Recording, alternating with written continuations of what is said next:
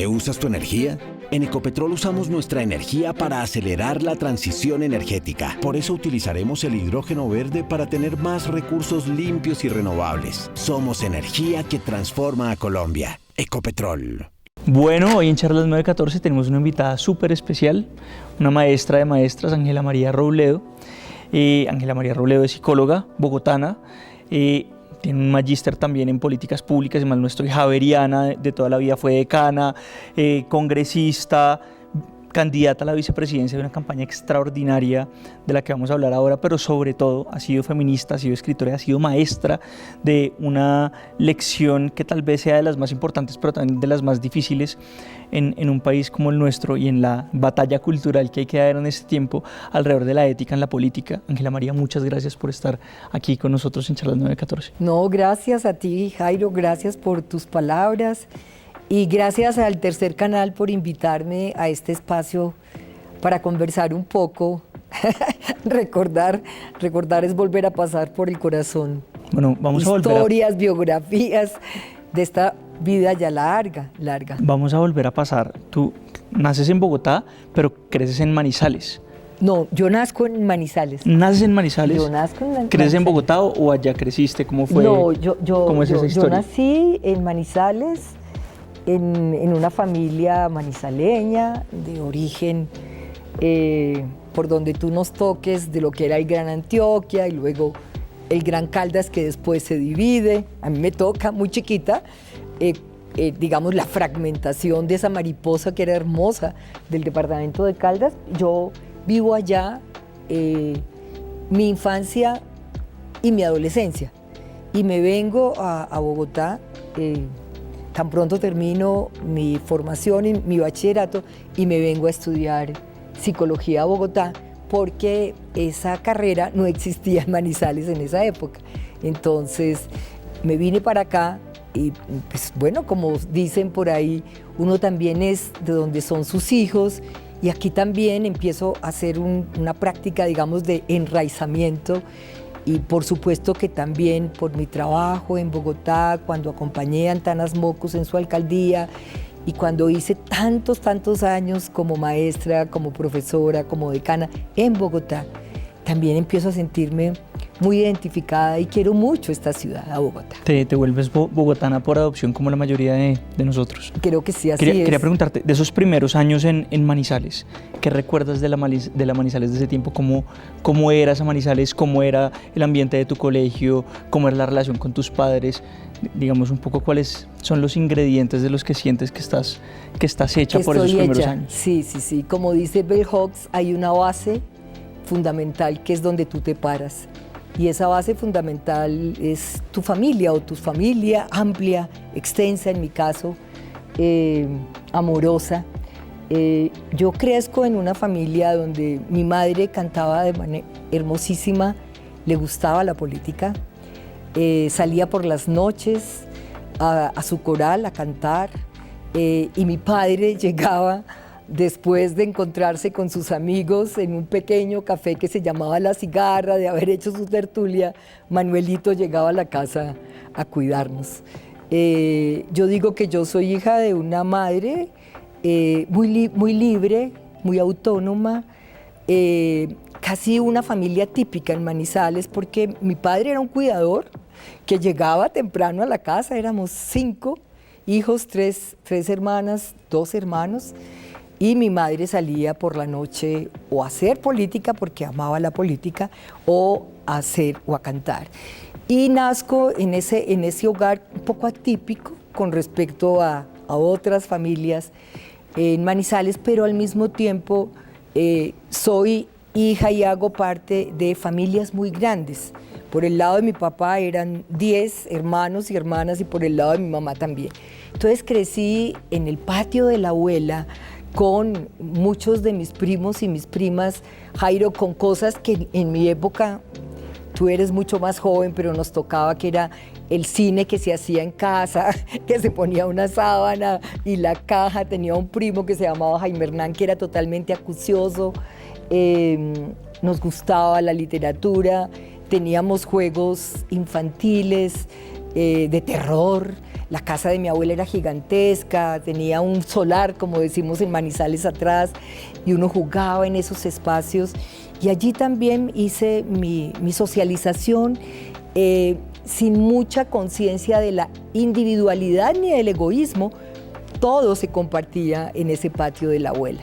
Entonces creo que en esa base, como vuelvo y digo, de Bell Hooks, cuando dice que nos arraigamos allí en una práctica, yo diría, un poco más comunitaria de familia, fui desarrollándome, creciendo con mis primas, con mis gustos.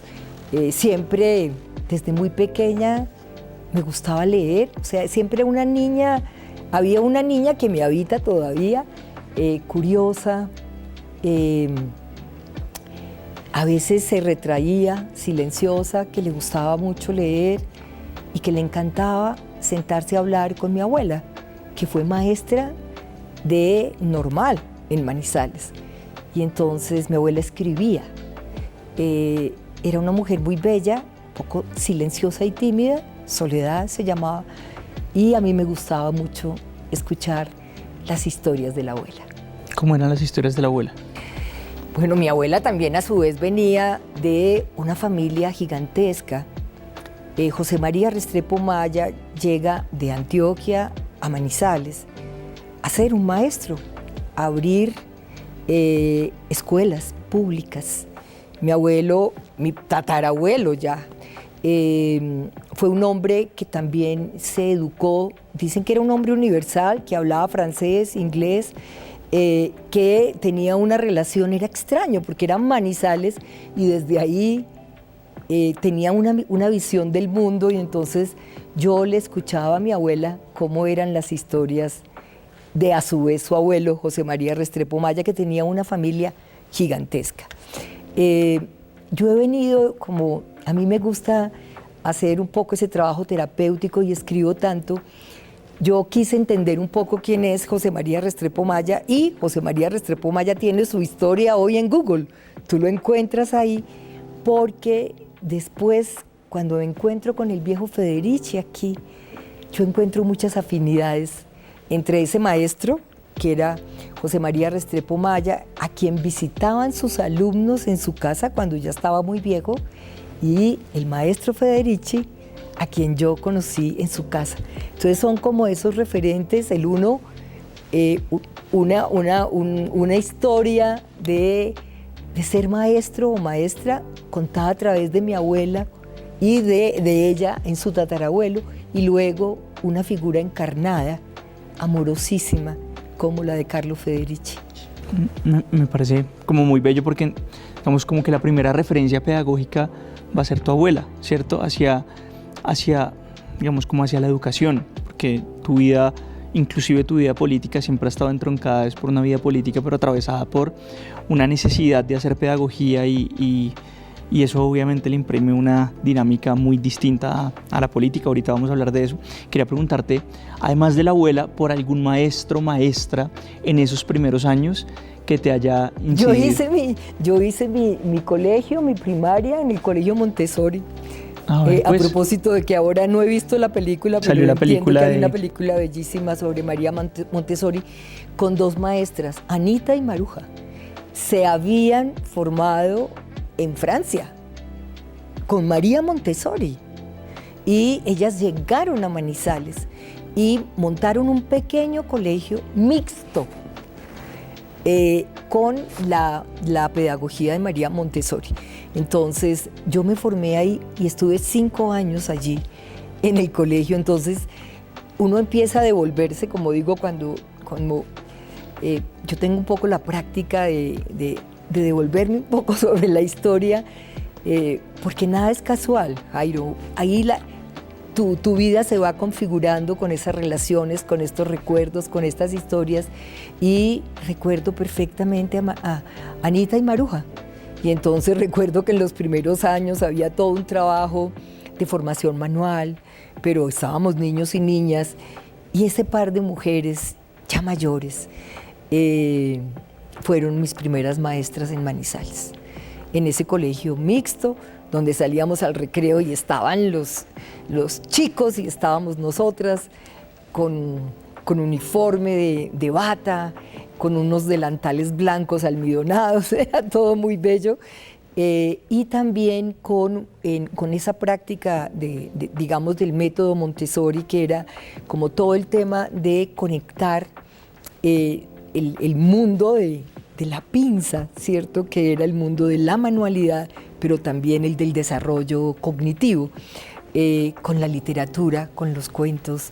Y entonces devolverme como a esa época, y como dices tú, fíjate que ahorita en esta conversación contigo, sí descubro, y siempre lo he dicho, ha habido una traza del mundo de los maestros y las maestras en mi vida que de alguna manera siempre ha estado ahí en mi trabajo, en la universidad, cuando fui profesora, investigadora y cuando llegué al Congreso de la República, porque fue mucho lo que yo quise hacer pedagogía desde el Congreso de la República. Cuando sales de Manizales, ¿por qué escoges psicología?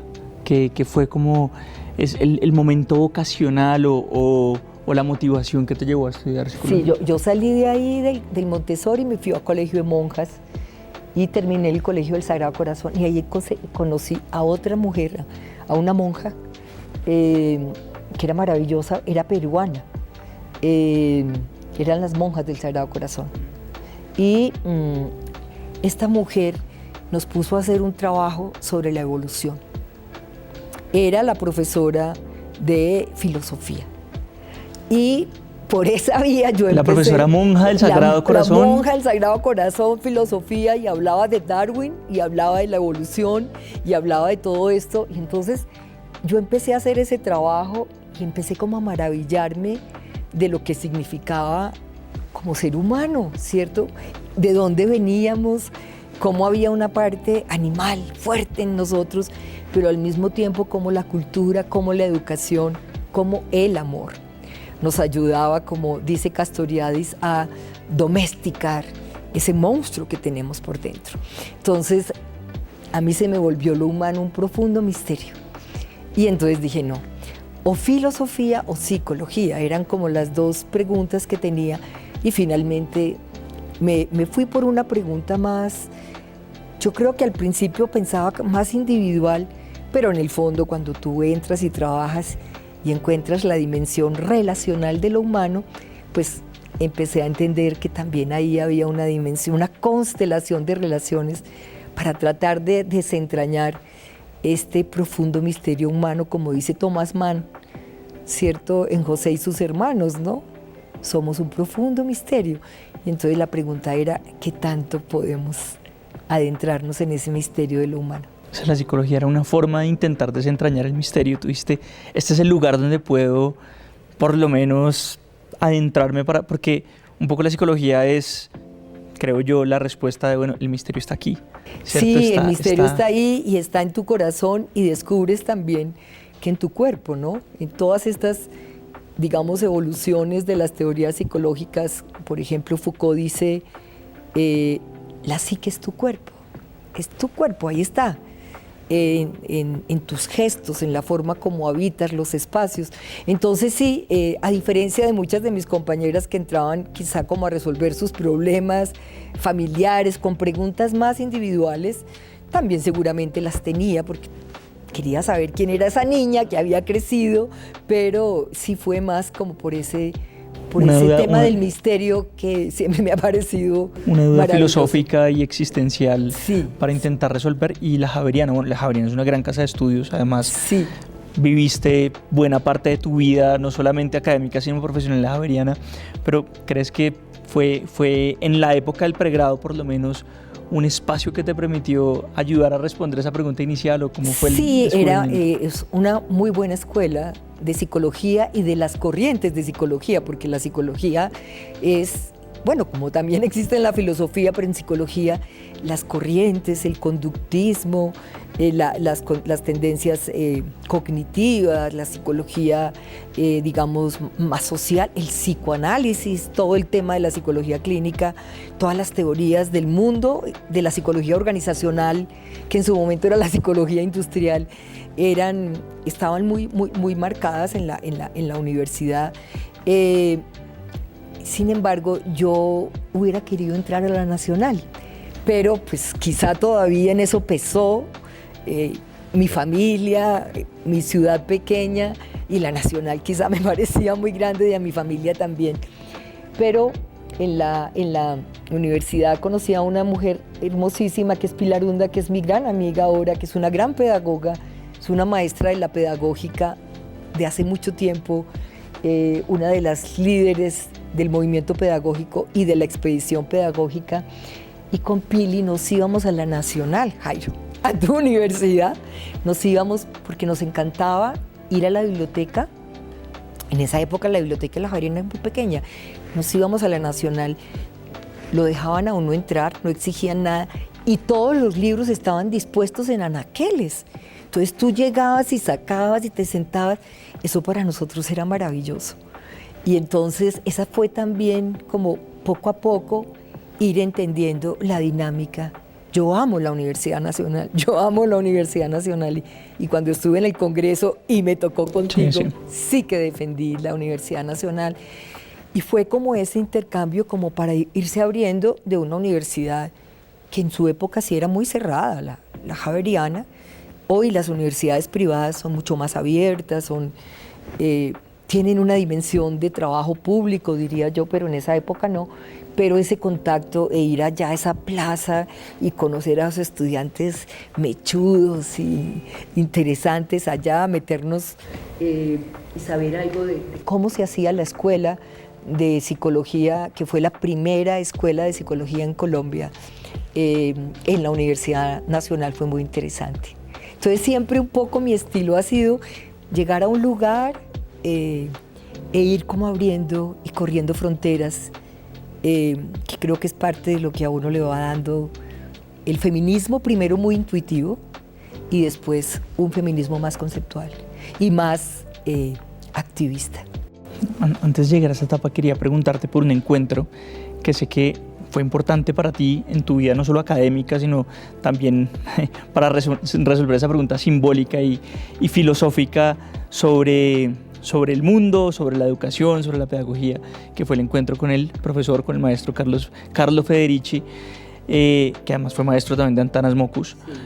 Vamos a hablar de esa relación, pero ¿cómo fue el encuentro con el maestro Federici? Además, bueno, hay toda una playa de maestros italianos que llegaron a Colombia después de la Segunda Guerra. Después de la Segunda Guerra, y esa influencia fue vital no solamente para las universidades, sino también para los movimientos sociales. Claro, ¿cierto? Claro, porque el viejo Federici venía de la Segunda Guerra, se había salvado, era un partisano, se había salvado de ser ejecutado en su momento y llegó a Colombia el día antes del 9 de abril, del Bogotazo. Él dice que llegó a una Bogotá y el día siguiente era otra Bogotá. Sin embargo, decidió quedarse aquí, crear la facultad, el departamento de matemáticas, bueno, y estar ahí, luego física. ¿Dónde lo conocí? Yo conocí al viejo Federici porque él los viernes en la tarde, siendo rector de Leonardo da Vinci, tenía un espacio donde empezó a dar una clase sobre los cardinales relatores, los famosos quebrados. Y yo hacía una investigación en la Javeriana, desde psicología educativa, con una pregunta elemental, y es cómo los niños y niñas de las instituciones educativas públicas en Bogotá construían el 10. Pues entonces oímos hablar de este maestro que iba a dar esta clase, que era un pedagogo, que era totalmente amoroso y que acogía a la gente, y pues sabíamos que iba a dar una clase a físicos y a matemáticos, pero que nosotros éramos unos psicólogos. Llegamos allá, me parece verlo, esperándonos, siempre estaba esperándonos en la puerta. Él llegaba primero, en uno de los salones de Leonardo da Vinci, y estaba el tablero pulcramente borrado, las tizas y el borrador. Y entonces el viejo empezó a decir por qué los cardinales relatores eran números medidores, porque porque era tan difícil para los niños si tú no entrabas con claridad a diferenciar que era un número ordenador, que era un número medidor. Y al terminar la clase, él borró todo perfecto y entonces alguien le preguntó, maestro, ¿y hasta cuándo es esta clase? Y él dijo, de aquí a la eternidad. Pues yo me quedé ahí, de ahí a la eternidad, lo acompañé hasta el día anterior de su muerte. Primero en el colegio y luego los sábados en su casa, todos los sábados con un grupo de mujeres, con el maestro escribió 2 de sus libros sobre los cardinales relatores y sobre la arquitectura lógica de las proposiciones. Nosotros íbamos a esa clase, Jairo, y a veces no entendíamos muchas cosas, pero en esa clase con el viejo hablábamos de la pobreza, de por qué los niños en Colombia no tenían un libro al lado de su mesita para dormirse. Hablábamos de literatura, porque el viejo era un hombre del Renacimiento. Él fue mi maestro y él fue el que me dijo, hay que salir de la universidad y hay que irse a la política, Ángela María. Y en esa mesa me encontré con Antanas Mojos. ¿Cómo fue ese encuentro? En una de las tertulias del viejo Federici, él tenía distintos grupos que llegaban a su casa, ya estaba muy, muy mayor, el viejo murió de 99 años, lúcido, absolutamente lúcido, y en una de esas tertulias, el viejo dijo que quería que juntáramos algunos de sus grupos. Y estaba el grupo Federici, que era el de los matemáticos, el de los físicos, que era Antanas, Carlos Augusto Hernández, Jorge Charum, ¿sí? Y nos juntamos un día a conversar y hicimos con Antanas una relación así como fuerte, como interesante, hablando. Yo era profesora de la Javeriana, él era el rector de la Nacional. Carlos Augusto, un gran pedagogo, Carlos Augusto Hernández, pues tú lo debes conocer en la Nacional, es famoso porque ha sido un experto en Galileo Galilei, pero al mismo tiempo es un maestro de la palabra. Y entonces en ese escenario nos encontramos con Antanas y ya de pronto los fines de semana nos encontrábamos con Antanas y sale el tema de la política y el viejo dice, hay que ir a la política, hay que salir de las universidades y hay que ir a esos espacios. Entonces ahí también, por supuesto, había una traza porque el viejo decía que estábamos en la época de la pedagogía generalizada, donde todos podíamos aprender y todos podíamos enseñar, que la política debía recoger esa premisa. Eso me parece una belleza. Es una belleza. Es una belleza. Y bueno, y aparte me induce a hablar sobre ese personaje político muy importante, sin duda transformador de la historia de Colombia como pocos, que fue Antanas, ¿no? Sin duda, con muchas críticas, pues digamos, para quienes nos dimos en la izquierda, pues la figura de Antanas siempre ha tenido cierta distancia, porque Antanas además fue un político en la época neoliberal, bueno, mil cosas, pero asimismo hay una mitología alrededor de Antanas que es muy interesante porque está íntimamente vinculada con la pedagogía y con unas acciones públicas, es decir, esa mitología tiene momentos de realidad, ¿cierto? Desde la bajada de los pantalones, el agua, pero también el supercívico, el Pepe Grillo. Hay cierto mito en la Universidad Nacional de que Antanas empezaba sus clases y decía, voy a explicar el infinito, y agarraba una tiza y empezaba a recorrer con la tiza todo el salón, se salía del salón, sí. Seguía, es decir, como una forma igual, un poco subversiva, un poco, cierto, disruptiva para enseñar y para intentar decir la enseñanza no es lo mismo que la instrucción, es lo que está por fuera digamos, del límite de lo que es permitido y no permitido, y hay que trascender a lo no permitido. Siempre, paradójicamente, era un hombre pues muy habermasiano, ¿no? Es decir, muy creyente en lo normativo y en las leyes, y digamos eso le da un valor bien interesante y bien paradójico. Pero con todos sus bemoles, Antanas marcó una época muy interesante desde sus inicios en la política, seguramente como rector de la Universidad Nacional, ¿cierto? Hasta ese momento maravilloso. Creo que ha sido hace parte de la política alternativa, que fue la famosa Ola Verde. Así fue conocido ese momento excepcional en donde seguramente es un antecedente también pues del propio gobierno Petro, ¿cierto? Pero quisiera hablar, muchos conocemos la figura pública, pero no conocemos la intimidad, y ya contando tú la experiencia de el profe Carlo Federici, es decir, el maestro partisano, que es matemático, ¿cierto? Que llega a hablar de Galileo y que en últimas es un hombre que trae la ilustración consigo y que trae pues consigo las ideas de la libertad y también de la resistencia y también de la democracia profunda. Me parece que hay algo más que esa idea solamente de lo que parece a veces como no, es un problema de comunicación solamente, de marketing. No, hay algo mucho más profundo. Mucho más profundo. Y es una cuestión ética Jairo, pedagógica. y recordar que Antanas había trabajado con el maestro Federici, habían enfrentado todo lo que era en su momento la gran transformación del proceso educativo en la tecnología educativa. Y entonces ellos crean, surge el movimiento pedagógico, y una de las expresiones del movimiento pedagógico es el trabajo que hace el viejo Federici con Antanas, ¿sí? Y toda la crítica de convertir el quehacer y el encuentro pedagógico y la práctica educativa en una tecnología, en un diseño tecnológico. Ellos venían de una lucha supremamente dura, y que Antanas en su momento también como rector de la universidad llegó a hacer como esa transformación, y es en ese momento, digamos, donde yo también me encuentro con ellos, como en esa tarea y en esa propuesta. Y eso que dices tú es muy bello, porque yo he dicho que Antanas era el Hamlet de la política, porque Antanas le daba mucho trabajo reconocerse como político. Él quería ser o el filósofo o el matemático pero Antanas fue un anarquista en la universidad, famoso.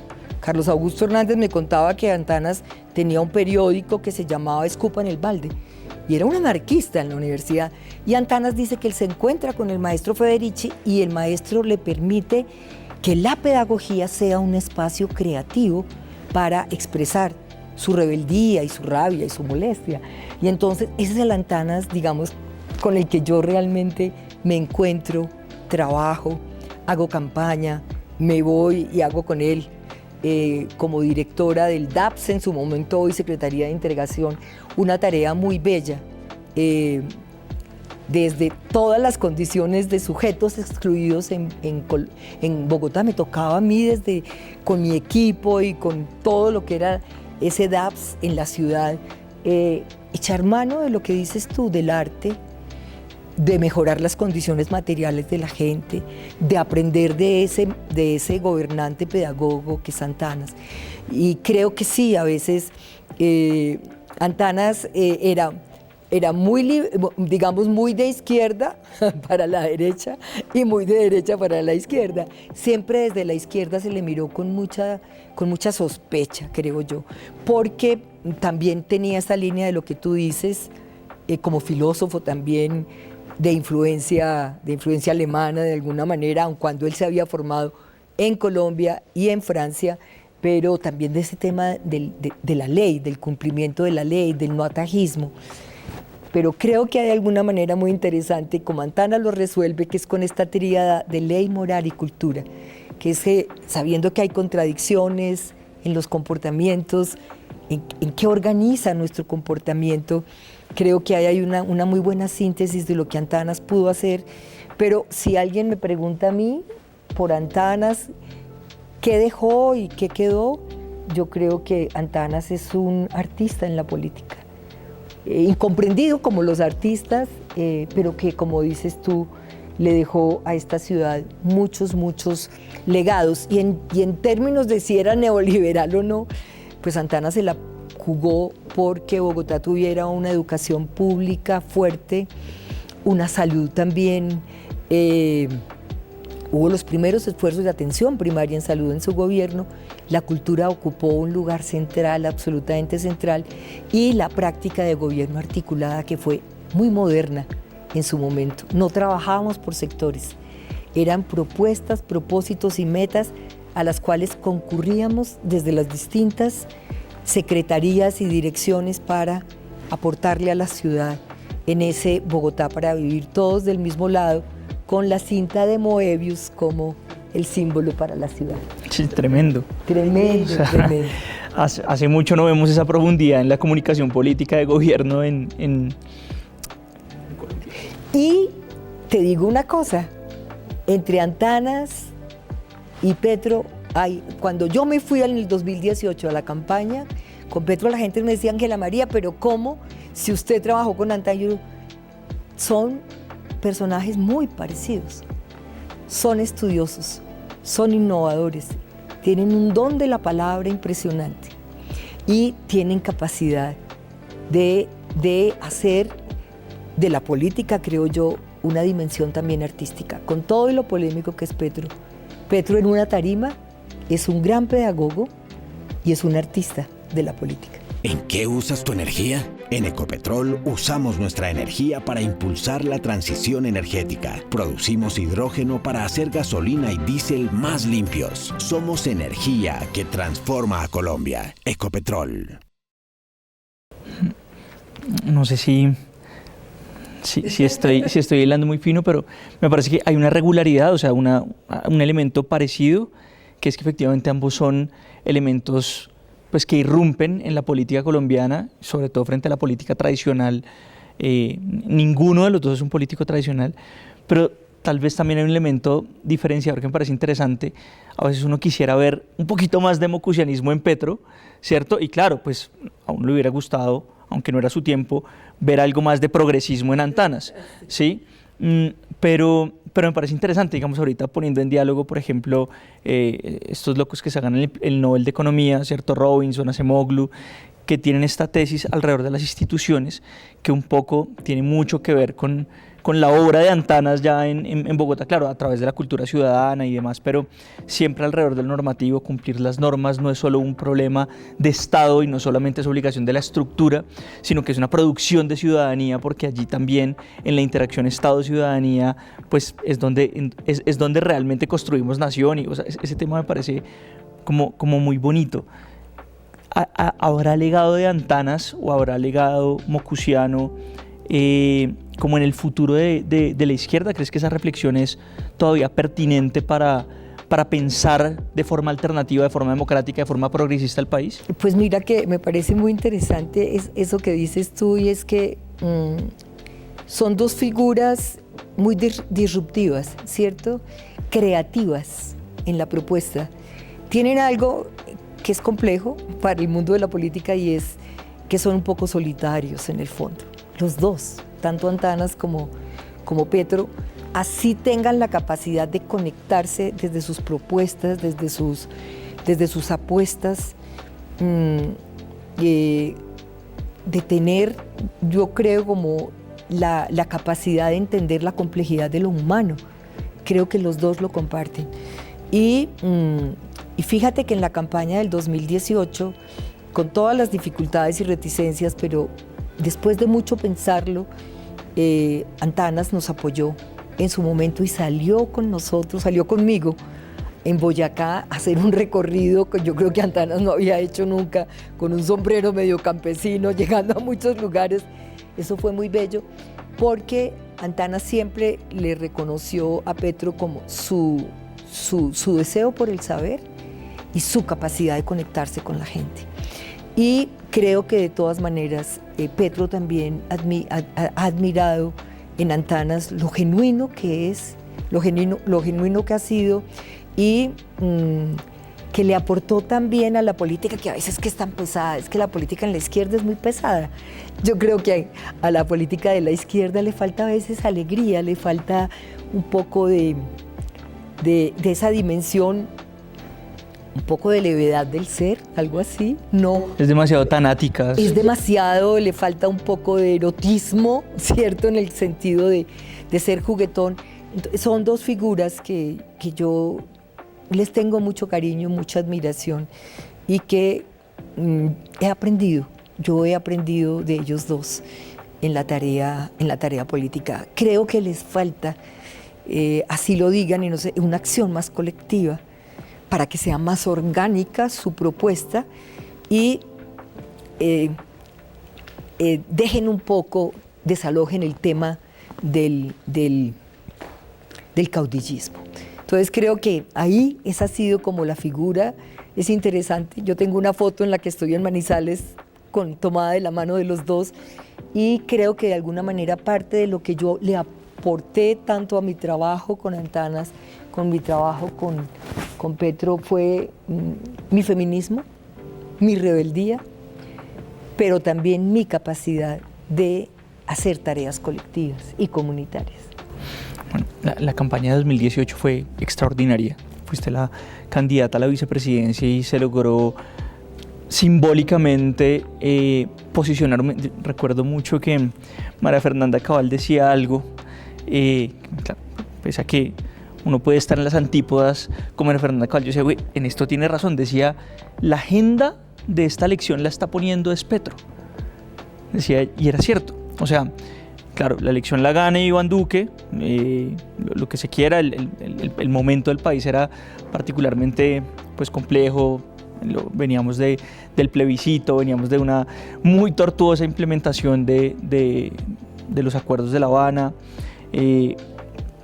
pero pese a todo eso, es decir, pese a que casi que el discurso estaba en contra, esa campaña del 18 fue formidable porque efectivamente la izquierda colombiana y la campaña Petro presidente, Ángela María vicepresidenta, puso la agenda política. O sea, logró posicionar la agenda política. Eso me parece muy interesante. Pero entonces, para hablar de eso quisiera preguntarte, porque como nos concentramos un poco en esta, bueno, la Bogotá de los 90s, claro, y la dupla y ese aprendizaje. Sí, y que yo soy el tercer elemento, como Exacto. Dice Foucault, que es el que mueve la estructura. Para llegar ahí, para romper la tú binariedad. fuiste, bueno, habías sido ya congresista, fuiste representante de la Cámara por Bogotá 2 periodos. ¿Cómo fue ese periplo por la política, los aprendizajes, además justo en el tiempo? No podemos hablar de posuribismo, pero sí en ese gobierno Santos, ¿cierto? En donde todavía el ciclo político del uribismo pues estaba vivo, completamente vivo, ¿cierto? ¿Cómo fue ese aprendizaje ahí, ese tiempo? ¿Cómo lo viviste? Y creo un poco, o la pregunta es, ¿cuáles fueron esas lecciones de ese aprendizaje político para esa campaña del 18?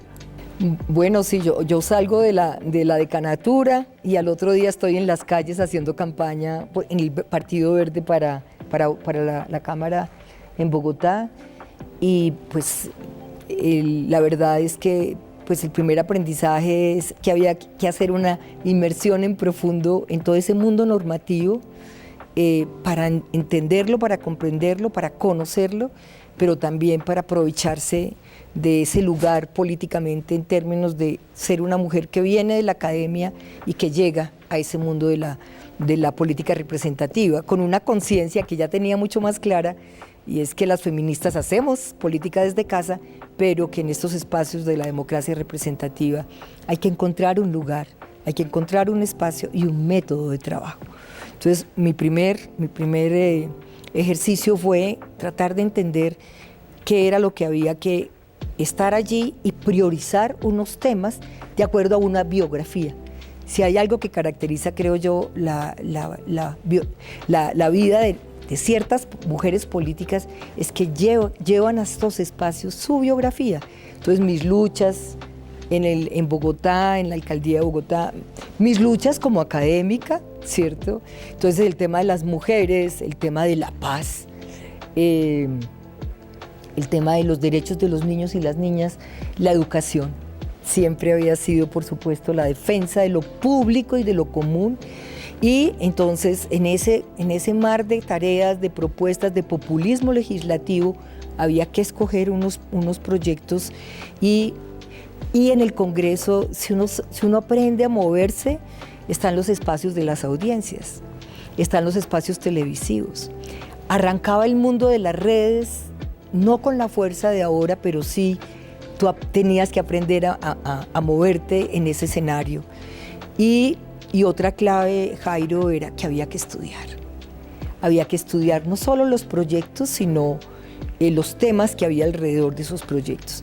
Y entonces yo empecé a caracterizarme en los medios porque los comunicados que sacábamos parecían pues un manifiesto, demasiados largos. Sin embargo, empezaron a hacer unas piezas muy valoradas por los periodistas, porque tenían datos, tenían cifras, si se estaba tramitando un proyecto para el tema de educación inicial, si íbamos a entrar al tema de cadena perpetua, que lo logramos tumbar, si empezaba a asomarse este tema de la paz, después de que el gobierno de Álvaro Uribe, las comisiones de paz en el Congreso se marchitaron, y cómo empezamos poco a poco, siempre de manera colectiva y muy acompañada de las organizaciones de mujeres, porque estaba muy sola. Yo estaba en el Partido Verde, pero mis colegas no eran los del Partido Verde. Mi colega, mi gran parcero en el Congreso fue Iván Cepeda en su momento. Y las mujeres que me acompañaban en muchos de los debates. Entonces, las audiencias, las salidas, yo empecé a salir. Yo estaba en Bogotá, pero yo salía, y entonces había una cosa que habíamos trabajado con Antanas alrededor de la ley, que era, porque los proyectos de ley terminan, explíquese y cúmplase. Entonces aquí pusimos, compréndase, entiéndase, explícase y cúmplase. Y en ese compréndase yo escogí un conjunto de leyes muy asociadas con estos temas de los derechos de las mujeres, de los niños, y empecé a salir. Y entonces eché mano de muchas de las oportunidades que sí hay en el Congreso, y aprendí a moverme ahí. Y aprendí a moverme en los medios. Entre esas la ley 1719 de 2024, pues claro, la ley de violencia sexual, la ley, que es claro, emblemática. La ley 17, todo lo que fue en su momento el apoyo a toda la normatividad, que ya no fue exactamente fast track para el tema de la paz, pero que sí quedó allí. Todo lo que fue en la ley de víctimas, todo lo que tiene que ver con atención psicosocial, fue un aporte que yo puse de la mano del Colegio de Psicología y de ASCOFAPSI, la Asociación de Facultades de Psicología. Todo lo que hicimos alrededor de frenar la cadena perpetua, que era una obsesión de esta señora del Partido Verde en su momento, y alrededor de eso, ¿qué significaba preservar la Constitución? Entonces, ¿yo qué hice? Pedagogía en el Congreso de la República.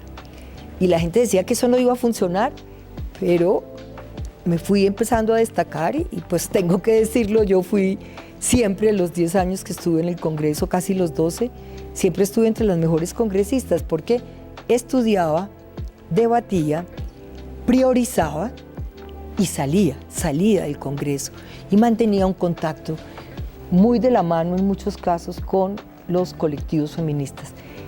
Que hay de todo, hay de todas las perspectivas, pero si hay algo que yo encontré en el feminismo y lo sigo encontrando, es un deseo de saber, no solo de poder, de saber y de teorizar.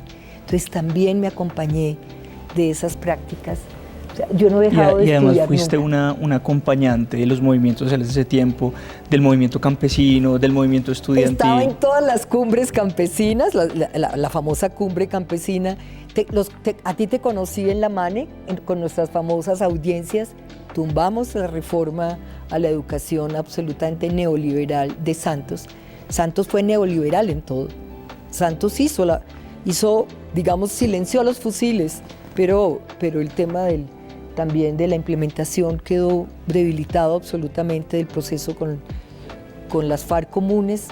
Y bueno, a ustedes los conocí en eso de la MANE y no solo eran las audiencias, sino que íbamos a la Nacional, defendíamos los predios de la Nacional cuando estuvo Mantilla y quería vender una parte de la universidad.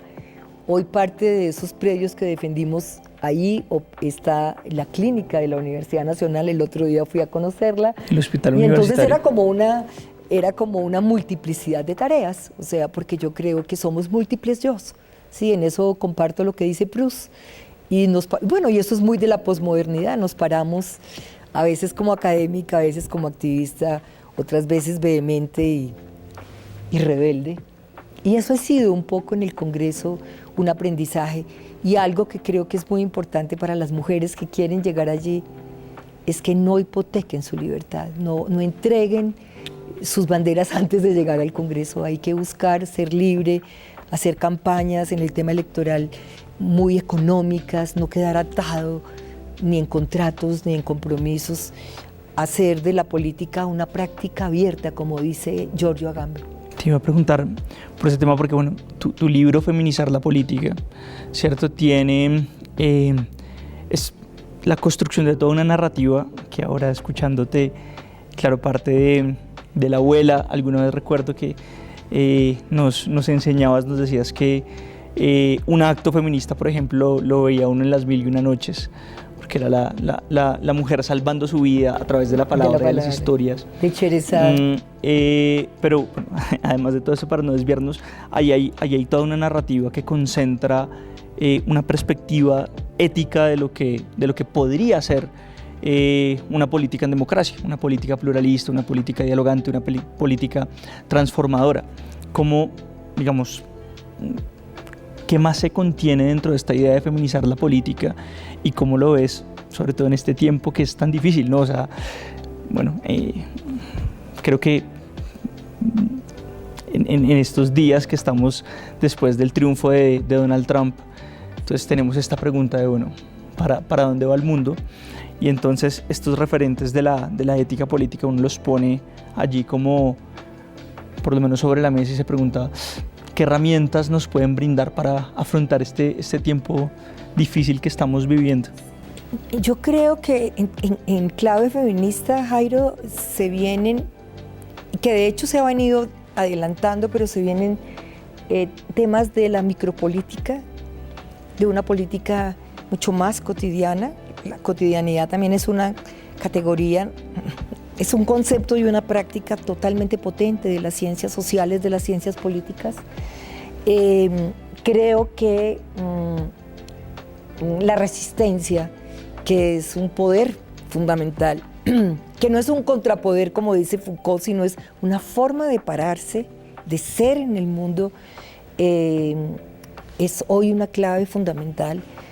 Yo creería que América Latina es hoy, no toda, pero una parte de América Latina es hoy un espacio de resistencia y de oportunidad para este mundo, por todo.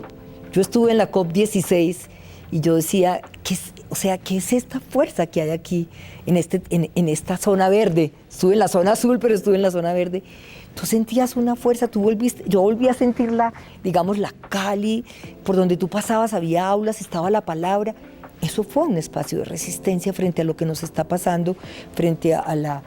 Y creo que no es ser ingenuo, sino hay que entender que tenemos un espacio, un territorio, un continente biodiverso, que tenemos agua, que tenemos montañas, que tenemos biodiversidad, que hay que cuidarlo y protegerlo, y que humanamente siempre nos ha tocado muy difícil. Aquí la vida no ha sido fácil, sino para unos pocos, que tenemos la fuerza y la capacidad, como dice Zuleta, para movernos en la dificultad. Se vienen tiempos muy difíciles, más difíciles de los que hemos vivido, pero tenemos la fuerza para asumirlo. Y hay una práctica fundamental, que es el cuidado. El cuidado fue una tarea mía muy importante en el Congreso. En la campaña del 2018 fue el esbozo del sistema de cuidado, de lo que hay hoy en Colombia en muchos lugares, pero el cuidado es la señal para enfrentar un estado terrorífico, un estado salvaje, como lo llaman hoy algunos autores, para tener un estado que cuide, que proteja, que prevenga. Creo que ahí hay claves para hacerlo. Y eso hay que hacerlo en clave política. Eso hay que hacerlo en clave de esta posibilidad de encontrarnos en las diferencias y sin perder tu enraizamiento de mujer de izquierda, abrirse, yo creo, a la posibilidad de encontrar consensos, porque se trata de salvar este lado del mundo, del planeta, pero también se trata de salvar la humanidad, porque creo que vivimos momentos y tiempos muy difíciles. Estamos a puertas de una tercera guerra mundial, lo dicen, o incluso guerra global. Yo tengo una amiga que vive en Suecia y dice, estamos haciendo simulacros, Ángela María, por si hay una guerra. Entonces, este lado del mundo puede ser una oportunidad. Y como dicen muchos filósofos, hay que mantener la esperanza. O sea, las feministas no le entregamos la esperanza ni a la ultraderecha, ni al neoliberalismo. Las feministas sabemos que la esperanza es una emoción, una actitud política que hay que mantener y que hay que trabajar todos los días, todos los días. Uno o dos o tres, los que quieras, libros de cabecera. Opus Nigrum, de Marguerite Yourcenar, pues que habla de todo esto, de la alquimia, de la mujer congelada, de Annie Ernaux, que es la historia de las amas de casa, de los millones de amas de casa del mundo entero, que de pronto se despiertan un día y se preguntan, esas son las que yo digo que son las amazonas que un día tendrán que salir y decidirse. Esos son como 2 libros. Y me acabo de leer este libro de la clase de griego de la Premio Nobel, que es muy interesante, la surcoreana que acaba de ganar el Premio Nobel. Lo tengo muy claro, pues me lo acabo de leer, eso es como el encuentro de las fragilidades en el mundo.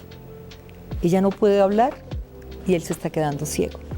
Y todo se mueve alrededor del valor, del lenguaje, de la palabra y de lo que significan unas palabras que van apareciendo en ese tablero de ese profesor que se está quedando ciego, que evocan el valor de la cultura griega. Y entonces me parece hay que leerla más, estoy empezando a leerla, pero últimamente leo mucho a las mujeres. Y hay un texto que es durísimo, que es de una feminista francesa, que se llama La teoría King Kong, que es de Virginie Despentes, que es también cinematógrafa, que es durísima, durísima, sobre un poco todo lo que tiene que ver con las vicisitudes de los cuerpos de las mujeres, pero al mismo tiempo la fuerza de las mujeres. Una película de cabecera. Una película de cabecera.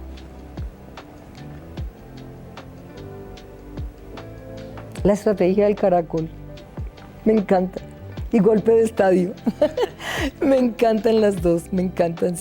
Porque además me gusta mucho el cine colombiano. Bueno, y acabo de ver Pedro Páramo. Bueno, yo había leído Juan Rulfo en el colegio, quedé conmovida. Me parece una pieza magistral, magistral. Y de una vigencia enorme, esas almas en pena. Esa ambigüedad entre estar vivo y estar muerto, un poco los zombies del mundo, pero me pareció impecable. Creo que estoy muy impactada y estoy con mucha expectativa de qué va a pasar con 100 años de soledad, que García Márquez siempre se negó a que fuera claro, al cine. Pero bueno, me encanta el cine también, lo tengo es como... Pero me gusta mucho ver también la producción de mujeres. Hay una mujer peruana, que creo que es sobrina de Vargas Llosa, creo, que tiene una historia de una mujer peruana, de todo lo que significa el ritual del derecho del padre a sus hijas. Es súper fuerte, pero me encantó esa película. Pero bueno, podría creo que tener una lista gigantesca. Pero por ahora vamos con la estrategia del caracol, la película rebelde es que por excelencia. Uy, no, me parece maravillosa, me parece maravilloso. Todo lo que puede una película resumir en lo que ocurre del país, en el país, en estos barrios, en la cultura popular, la solidaridad. Y de las formas de resistencia. Uy, claro, el humor. Muy a la colombiana, además. El humor de el lenguaje, ¿no? El lenguaje que tiene la película es maravillosa, maravillosa. Para finalizar, una frase que te acompañe todos los días, una frase, no sé, con la que te levantes o que consideres que es vital, que es una suerte de alegoría ética que te acompaña todos los días, con la que caminas. Pues yo creo que una frase que me acompaña en el último tiempo, como de toda esta tarea que yo he hecho alrededor del cuidado, de la ética del cuidado, es que hay que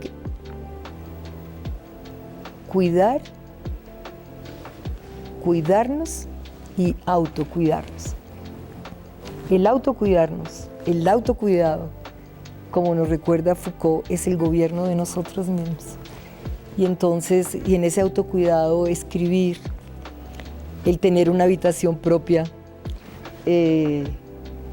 como nos decía Virginia Woolf, que no es solo el tener el espacio para tu lugar, para tu lectura, sino unos chelines, decía ella, o sea, la autonomía económica de las mujeres también es fundamental. Y creo que últimamente ese tema de cuidar, de cuidarse, de cuidarnos, me da muchas vueltas y tiene muchas expresiones, personales, comunitarias, planetarias, creo yo. Me parece que es como el verbo y la acción que hoy nos invita a cuidar este planeta que es de todos y todas, pero que si no lo cuidamos, de verdad que pues yo quisiera que este planeta lo pudiésemos seguir disfrutando, no solo los mayores, sino todas las generaciones y todas las especies que habitan este maravilloso planeta, pero tan amenazado planeta. Ángela María Robledo, muchas gracias por esta entrevista y sobre todo muchas gracias por ser la maestra de ese vínculo difícil y tan necesario en este tiempo entre ética, pedagogía y política. Muchas gracias. Gracias a ti. Gracias por esta bonita conversación, Jairo. Gracias a ustedes. ¿En qué usas tu energía? En Ecopetrol usamos nuestra energía para mitigar el cambio climático y así lograr 0 emisiones netas de carbono en 2050, un compromiso impulsado por la transición energética. Somos energía que transforma a Colombia. Ecopetrol.